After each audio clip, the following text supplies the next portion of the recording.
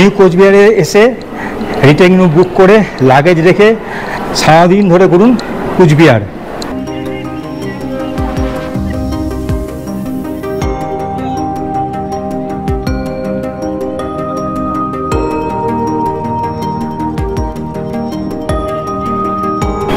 Mountain peak চ্যানেলে সবাইকে স্বাগত। আমার নতুন ব্লগ কুচবিহার ভ্রমণ। আমরা ট্রেন থেকে নেমে চলেছি রিটার্নিং রুমে। দেখুন এইটা রিটার্নিং রুম, এখানে এসি নন এসি ডরমেটরি সব আছে। তো আপনারা এগুলো আইআরসিটিসি থ্রু বুক করতে পারেন, খুব কম পয়সা। আমরা যেটা বুক করেছি ডবল বেডের, 250 টাকার মতো পড়েছে। এইখানে আমি লাগেজ রেখে সারাদিন কুচবিহার ঘুরে আপনি রাত্রিবেলা ট্রেন অনায়াসে পেয়ে যাবেন। খুব সুন্দর ব্যবস্থা, হোটেলের থেকে ফার ফার বেটার।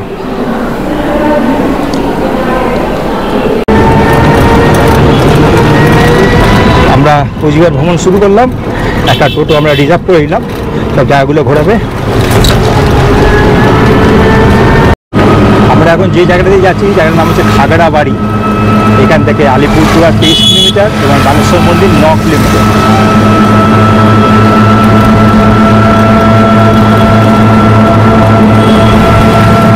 বানেশ্বর মন্দির পৌঁছলাম, বানেশ্বর মন্দির প্রবেশ করছি।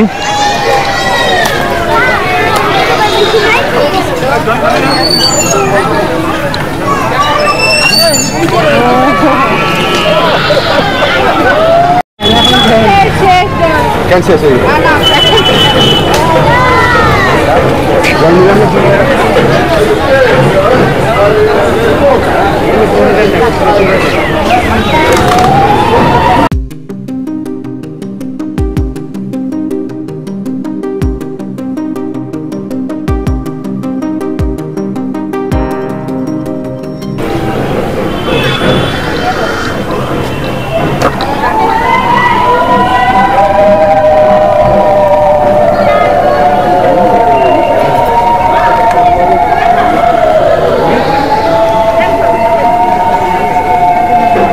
এটা 300 বছরের পুরনো মন্দির এবং তখনকার রাজা জিতেন্দ্রনারায়ণ এই মন্দির স্থাপন করেছিলেন।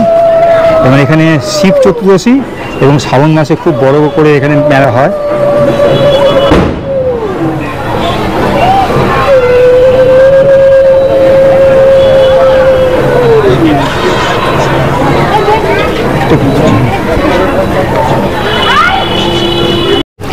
বানেশ্বর মন্দির সংলগ্ন এই পুকুরটা প্রচুর কচ্ছপ আছে, এখন খুব একটা দেখা যাচ্ছে না, প্রচুর কচ্ছপ আছে এটা। এবং বলে নাকি নাম ধরে রাখলে কচ্ছপ চলে আসে, মোহন বলে ডাকছে।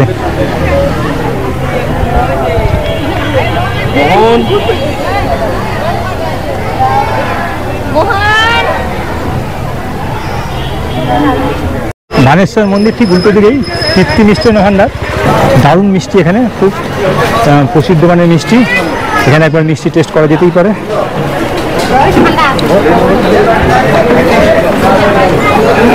খুব বড় দোকান এটা।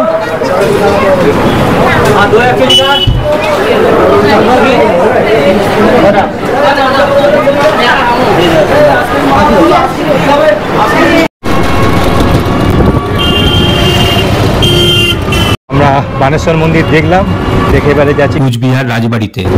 প্রথম গেটটা পড়লো, এরকম 3টে গেট পড়বে।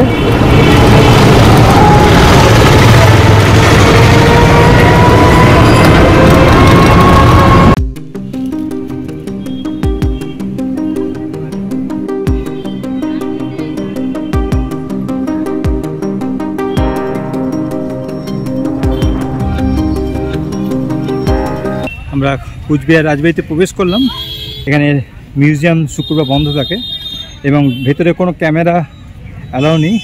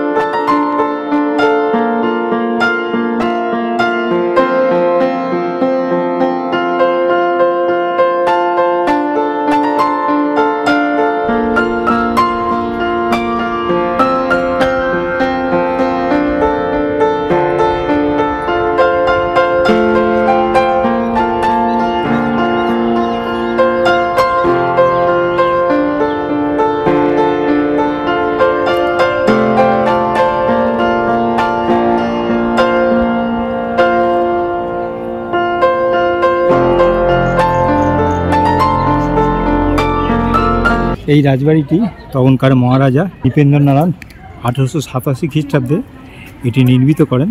1897 খ্রিস্টাব্দে ভূমিকম্পের ফলে এই রাজবাড়ি অনেকটাই ক্ষতি হয়, পরে আবার মেরামত করে ঠিক করা হয়।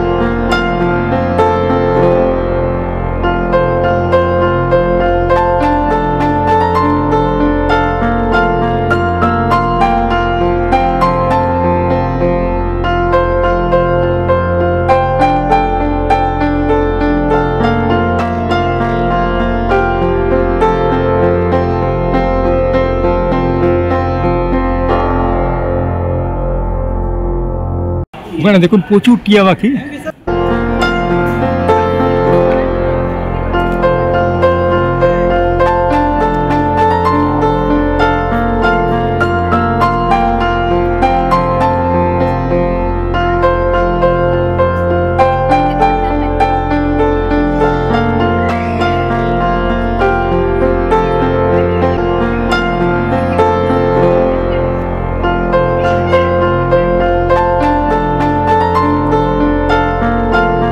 এই রাজবাড়িটি ইটের তৈরি, পুরো প্রাসাদের একতলা আছে বিলিয়ার্ড রুম, গ্রন্থাগার, অতিথিশালা, ভোজন কক্ষ, 24টি রুম।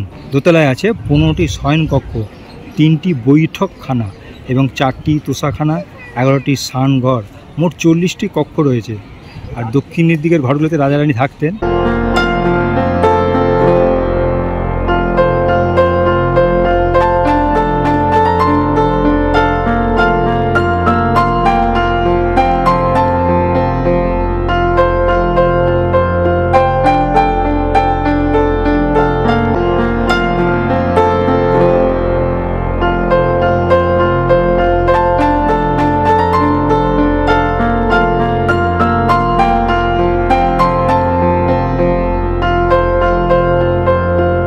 দিকটা দেখুন কোথায় চলে গেছে।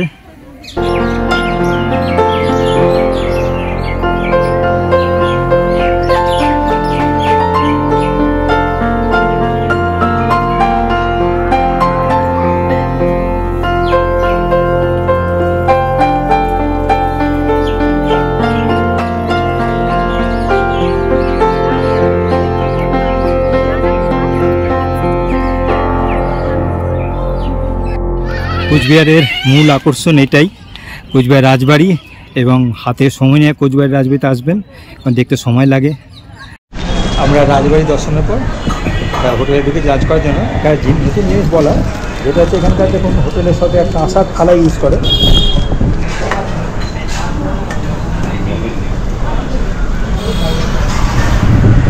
লাঞ্চ সেরে বাকি যে দর্শনীয় স্থানগুলো আছে ওটা আমরা কভার করবো। এটা দেবী বাড়ি, এখানে বড় মেলা হয়।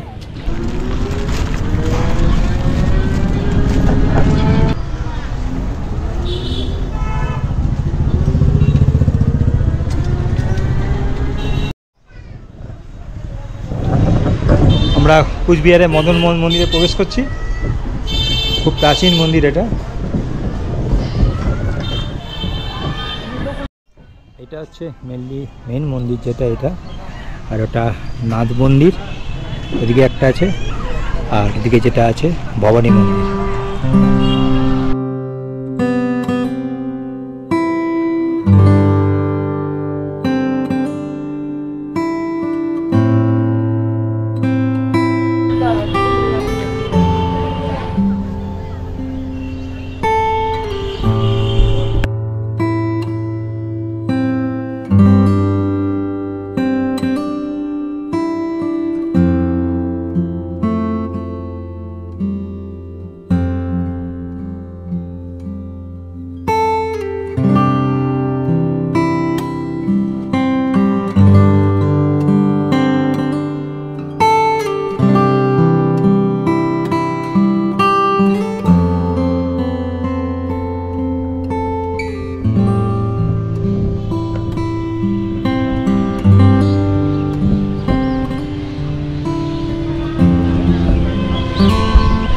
কুচবিহারে কিছু কিছু মন্দির আছে বহু প্রাচীন।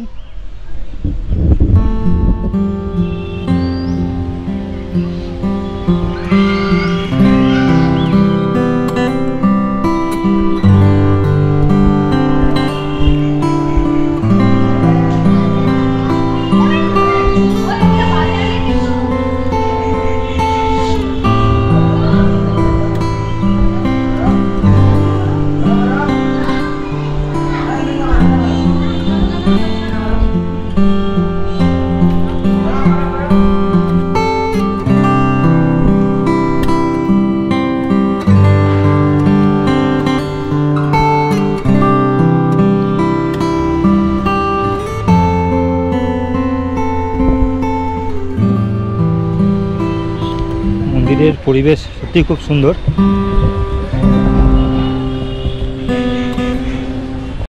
আর ঠিক মন্দিরের অপর সাইডে আছে বৈরাগী দিঘি।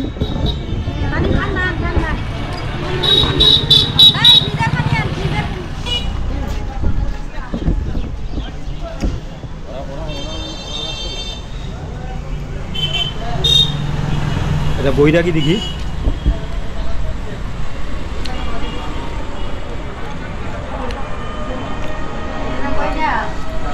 ঠিক মদন মোহন মন্দিরের অপর দিকে।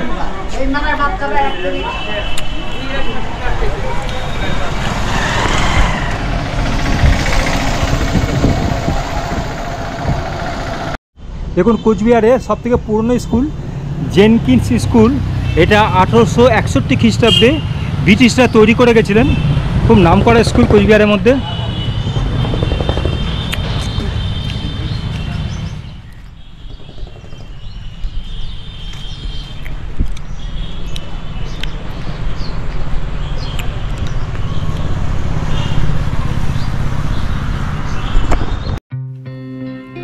বাংলাদেশের মুক্তিযুদ্ধের সময় ব্যবহৃত এই ট্যাঙ্কটি রয়েছে কোচবিহার সাগরদিঘিতে।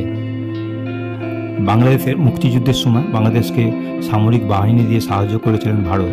দীর্ঘ সময় ধরে চলে এই মুক্তিযুদ্ধ। তারপরে এই মুক্তিযুদ্ধে পরাজিত হয় পাকিস্তান।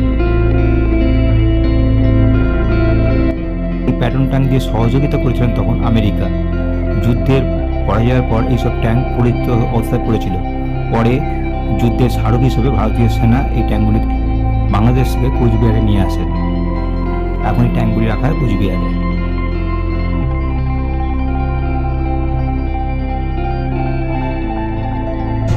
এটা কোচবিহারের দুর্গাবাড়ি।